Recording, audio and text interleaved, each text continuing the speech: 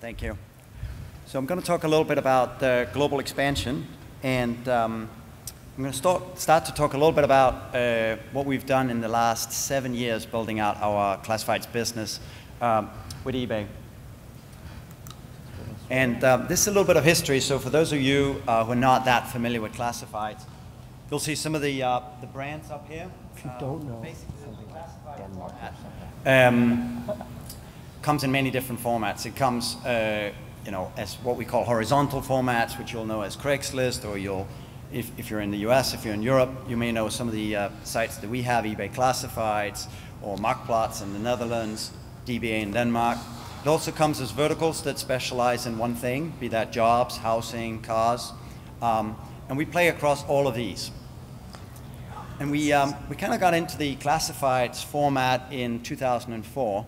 We made 2 acquisitions that got us into the space in the same year of 2004. And the first one was of Mobile, which is a German car site, classifieds car site. And we knew that the classifieds format was really helpful for cars, and we had a great car business on eBay, and we wanted to expand that. And that was our first foray into classifieds. The same year, we also bought Marktplaats in the Netherlands, which was a much more general classified site that cuts across multiple categories and does a lot of goods. And on the back of those 2 acquisitions, we decided this was really an interesting space and one that we wanted to do much more in. And the last 7 years have really been about taking that business global. And both through acquisitions as well as through organic growth, we're now in 30 countries. We're about 800 people. And we're the #1 classified site in the world, if you measure by traffic, pretty much any measure you pick. And so on the back of wanting to do something, we in 2005 decided to do 2 things at the same time. We decided to launch Kijiji in a staged approach, first in 7 countries. Subsequently, we rolled it out in 15. And this was a homegrown product that we had built ourselves and rolled out. And from the get-go, we thought of this as a global product, but yet something that was going to be very local. So it was going to, over time, evolve and be somewhat different country by country. And it was going to have local teams that made decisions about this. And at the same time, we said, well, there's a couple of countries where it actually makes sense for us to make an acquisition, and we're going to go ahead and do that. And in a little bit, I'll talk about how we think about acquisitions versus organic growth, and when we do one versus the other. And then we built out these sites over time and added more Kijiji sites, acquired a couple of businesses in Denmark in 2008. And at the same time, we had built out Kijiji businesses in China and India. And we realized that it was going to be really difficult for us to build these out over the time horizon that China and India required with the local expertise. So we did something that was a little counter to what we've ever done before. We spun them out. We took in 2 VC companies and sold a chunk to management as part of a management buyout, so that we had a minority stake in both companies. And that has given them a great opportunity to compete in those markets and raise as much capital as was needed. And they're doing really well, especially in China. That business, Baxing, is doing really well. And then we've rebranded sites. We've done things where we intermingle websites with eBay.com, eBay.es in Spain. And today we have 10 consumer-facing businesses, consumer-facing brands on even more platforms. And we think of it as being a very local business, but yet a very global group. And that's also a little bit how we think about the future of how to go from here. And as you can see, the last piece we've done is we've acquired a company in Latin America called Aqraou. And this was one of those things where we were torn between should we go and build it ourselves or should we go and buy. So I'll talk a little bit about that in a second. But basically, when we start looking at all the countries that we're in terms of geographical expansion, we add them up in terms of what we call online GDP. So GDP, but then overlay the factor of how many people are online in those countries. And we rank order them, and then we go, which ones are we in, which ones we're not in. And that gives us a rough indication of which countries we'd like to be in going forward. And of course, if we could find a classified site with a great management that looks exactly like us in those countries, that would be awesome. Unfortunately, that's hard to find in many cases. So what we then do is we overlay a little bit and we say many of these markets are actually development. So looking at just online being the web is not so meaningful, because in many of these countries, the mobile phone penetration is really high, but there's not that much of an internet penetration. So one of the countries we're in, which is a great example, is South Africa. So the online internet population is about 12% of total population. But if you go mobile, it's about 100. So you can have a great position on the web in South Africa and not really be meaningful to the majority of the users in that country.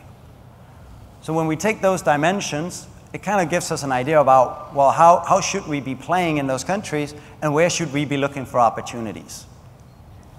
Unfortunately, it's not that easy to stroll in and look for a mobile-led classified site in these countries either. So we defined it a little bit broader. And what we said is, at the heart of it, a classified site is about local. It's about creating local opportunities for people. And there's 4 trends that we see today that we really think are changing the way that things get done. Obviously, there's the whole local piece, which is the melting of offline and online, and initiating things, as we saw from Google, online that consummates offline or the other way around. And mobile obviously is a huge piece, especially in the development countries. Digital is a clear trend, perhaps less relevant in our case, and then social also matters a lot in our case. And so we say, we define our space not so much as being classifieds, but being local. And as that gives us more opportunities to get into countries. So as we're looking at countries, we might look at group buying as an example of something that would fit well with what we think we're doing. We may look at other formats as well that aren't traditionally classifieds, but which we think gives a ramp onto classifieds or fits with what we're trying to accomplish with classifieds. And the one thing we've learned as we've looked at many things, and we've bought great companies, done fantastic acquisitions, and we've done terrible ones. And the one thing that always stands out is, if you're not buying a number 1 or number 2, you're better off building. That's pretty much our experience. Buying someone who's number 5 and trying to build that up is a lot more work than starting from scratch. And so as we think about this, we kind of think a little bit about, well, what's the market maturity and what's the competitive situation? And if we can get into a situation where we're in a mature market and there's very little competition, we love to buy. Those sites are just phenomenal. Because once we achieve, or you achieve that position, it's really difficult to lose it. You actually have to do hard work to lose that position. So that's a great position to buy. We'd love to do that. But when you're in an emerging market and there's one company, that typically just means that the market hasn't really gotten started, that classified isn't really a format yet. It doesn't mean that anyone's necessarily won. And so in those markets, you're buying a really weak position in many cases, and you hold that up against buying or building. And that's exactly what we did with Latin America and Alamala, where we looked at it and we had a budget for building this out organically. We found a team that we really liked. They had a starting position, and we thought, actually, we could spend that money, go buy these guys, and build it from there with a great team that takes us forward. Or we can start from scratch, not really having done much business in Latin America. And of course, we chose to go with the team that we really liked. And in the emerging markets where there are many, I mean, here, if there's an opportunity to buy a winner, we like that a lot, especially if we think that the market has played out and the winner today will be the winner tomorrow. Otherwise, the partner option that we went for in China and India has worked out really well for us. So we'd be very happy to do that again. And in mature markets where there's many, we like to compete. We think we have a great product. We have a good understanding of how to run this business. And so that works really well for us. I'd say that there's been many different thoughts on good advice, don't do this, do that. And I think it really depends on the type of business that you have.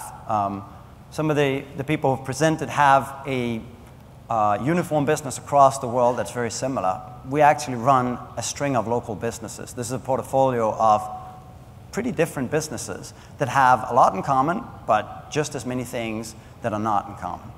And so the last thing that we heard from Softonic was, well, the team is really important. And I totally agree with that. That's the one thing that has stand out from our successes. You have to have great people, and you have to listen to them and let them change the business in the countries where they are, so that you capture those local opportunities. And that's perhaps because we don't have a global platform, we don't have a lot of things that need to coordinate, we have the luxury of doing that. But that has worked really well for us.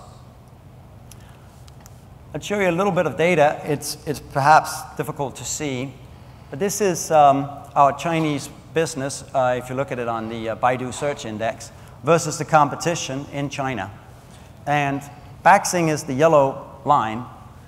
And what these guys have done, and these are just two big cities, but in essence, to us, China is not really a country. It's a string of really big cities, which almost resembles some of the countries we're in. So that's a huge market when you're trying to address it from a local point of view. But when you look at some of these things, and you look at what has happened in China and what these guys have done, the capital that they deployed and the success they've had with it, there's just absolutely no way we would have done the same. And so you just have to be humble against that and go, look, you need some local people who know how this game is played and who can fund the businesses adequately, give them the flexibility that they need to play on the rules that applies in China, and not necessarily the rules of a listed US company. And over time, this will be a great business. It is a great business. It'll be an even greater business. And we have an opportunity to buy that business back. And I'm sure we will at one point. The other thing I mentioned before is Latin America. And again, we had an opportunity to go spend a quarter buying a business that was in place with a team that we really liked, that had initial traction versus what it was going to take us to launch. And so again, the product's there, the team's there, you got a head start. Why wouldn't you do that? Key here being the team. So this was 4 guys. We knew we would hire any one of these 4 guys. We were very happy with them. That's a really easy entry. So you can put up a 2x2 matrix. It's really difficult to put exact rules around this, because at the end of the day, you got to be somewhat opportunity driven, and you got to adjust to the markets that you want to be in, and you got to be open to the opportunities that comes along the way. And how we define our space today and how we'll define it in a year will probably be very different. There'll be some things that are the same, but at the end of the day, we're looking for those opportunities that'll get us into the markets that we're not in today, and we'll try and capture those. That was what I had on going international. I had much less about eBay Classifieds Group. I'd be happy to talk about that, but I thought that was slightly less relevant for the presentation about going international. So I'll be happy to take any questions. Otherwise, I think we have some Q&A coming up in a second. Yeah. Hello, I'm Katja Riefler from M Group. I wanted to ask, you said local is more important than classifieds for you. Can you tell us a little bit more what you mean? Are you expanding into new fields of business? Yeah, that's a great question. So, how do we think about local versus classifieds? So ultimately, I think you can think of classifieds as a business model, but in reality, a lot of it is a format. And I think the format is a little bit less relevant.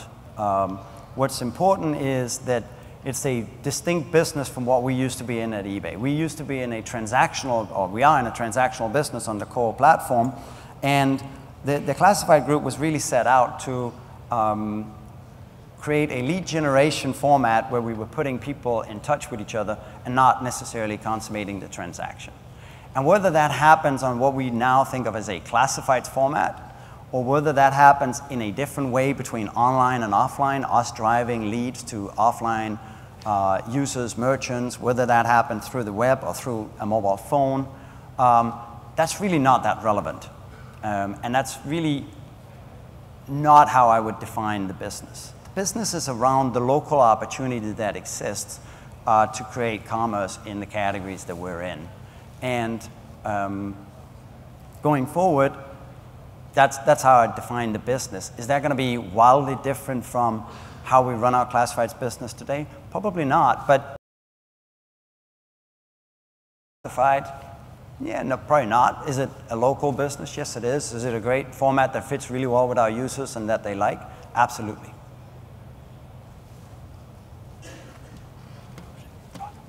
Thank you very much, Jacob.